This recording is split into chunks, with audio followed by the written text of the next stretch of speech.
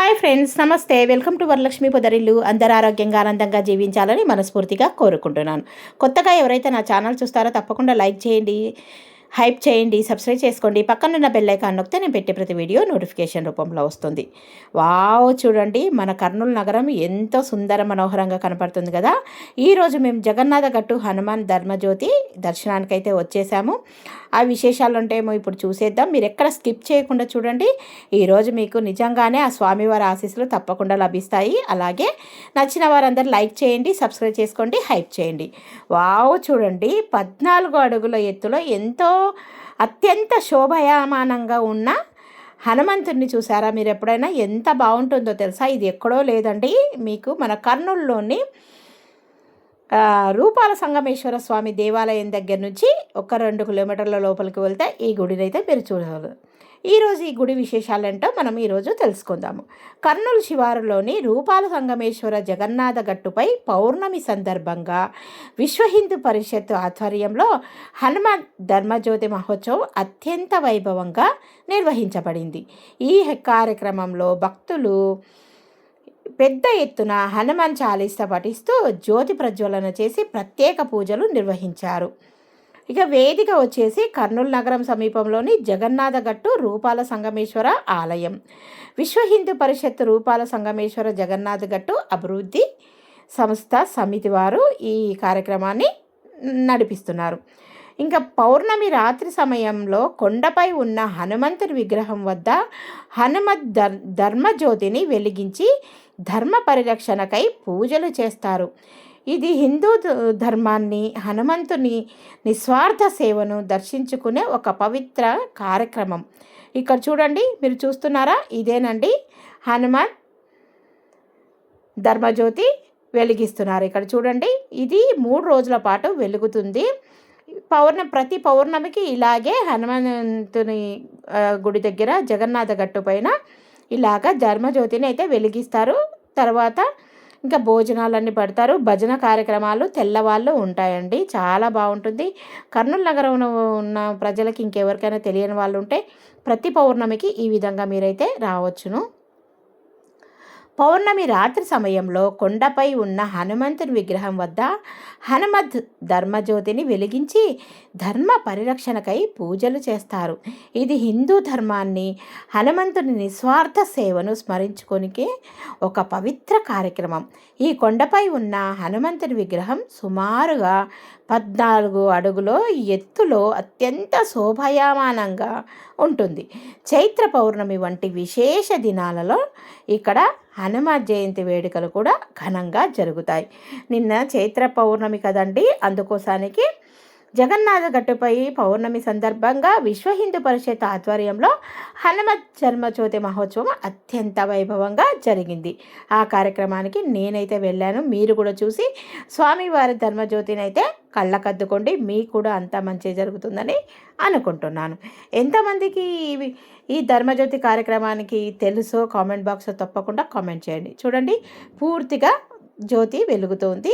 ఈ జ్యోతిని వెలిగిస్తే ఇది 3 రోజుల పాటు ఉంటుందండి. చాలా అద్భుతంగా ఉంటుంది. నేను కూడా ఫస్ట్ టైం విని వెళ్ళాను. ఇంకా మన కర్నూలు నగరంలో శివారులోని రూపాల సంగమేశ్వర జగన్నాథ్ గట్టుపై హనుమ ధర్మజ్యోతి దేదీప్యమానంగా వెలిగింది. విశ్వ హిందూ పరిషత్ రూపాల సంగమేశ్వర జగన్నాథ గట్టు అభివృద్ధి సమితి ఆధ్వర్యంలో పౌర్ణమిని పురస్కరించుకొని జగన్నాథ గట్టుపై ఉన్న 67 అడుగుల అభయాంజనేయ స్వామి విగ్రహం వద్ద హనుమత్ ధర్మజ్యోతి మహోత్సవాన్ని వైభవంగా నిర్వహించారు. అక్కడే స్వామివారికి అభిషేకం, మాన్య సూక్త హోమం, సామూహిక హనుమాన్ చాలీసా పారాయణం కార్యక్రమాలు జరిగాయి.